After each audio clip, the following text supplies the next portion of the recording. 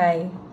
So, yung didiscuss ko dito sa vlog ko ngayon is yung tungkol sa mga hardships.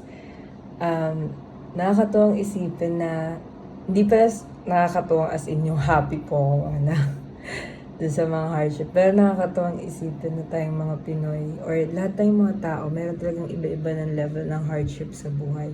So for example, sa'yo, parang hindi siya hardship, pero sa iba hardship siya.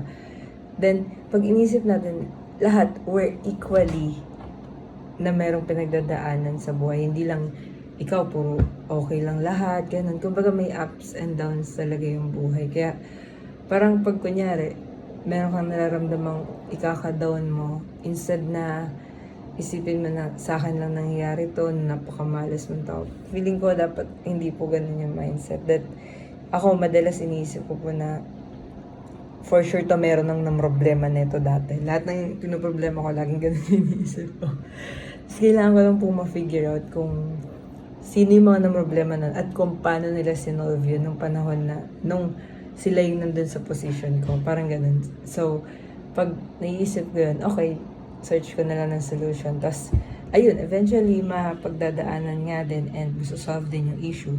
Kaya parang pag inisip din po natin na hindi laging nandun ka lang sa phase na yun ng buhay mo. Hindi puro laging nandun ka lang sa hardship na sinasabi mo.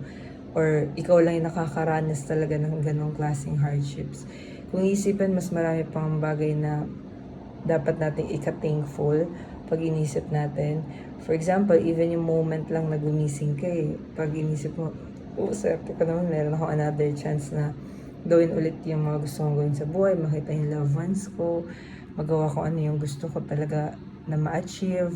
Kumbaga, lahat ng ikakapag-thankful mo, kailangan lang magbago yung perspective towards that kind of gratitude kesa sa makita yung puro hardship lang.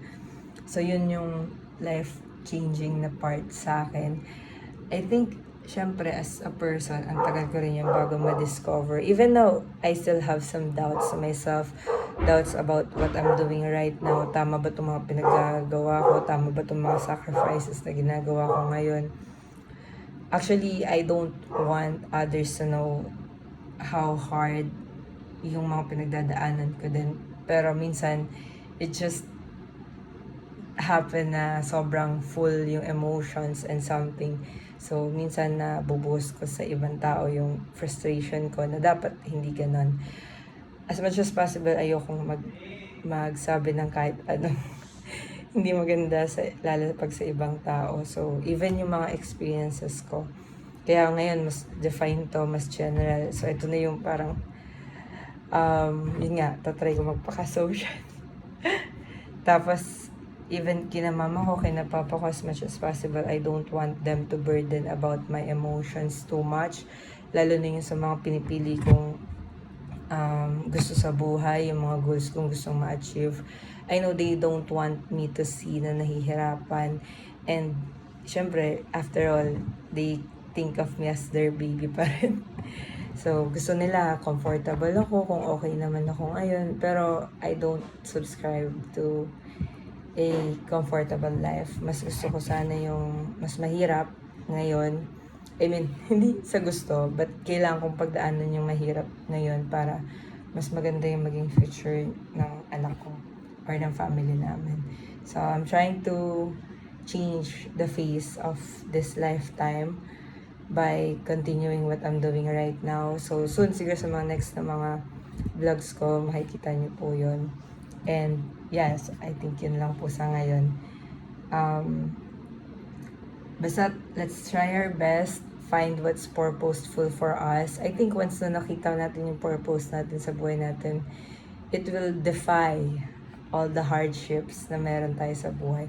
Parang lahat ng hardships na nararamdaman natin, it will make sense kung ano yung pinagdadaanan natin. Kasi pag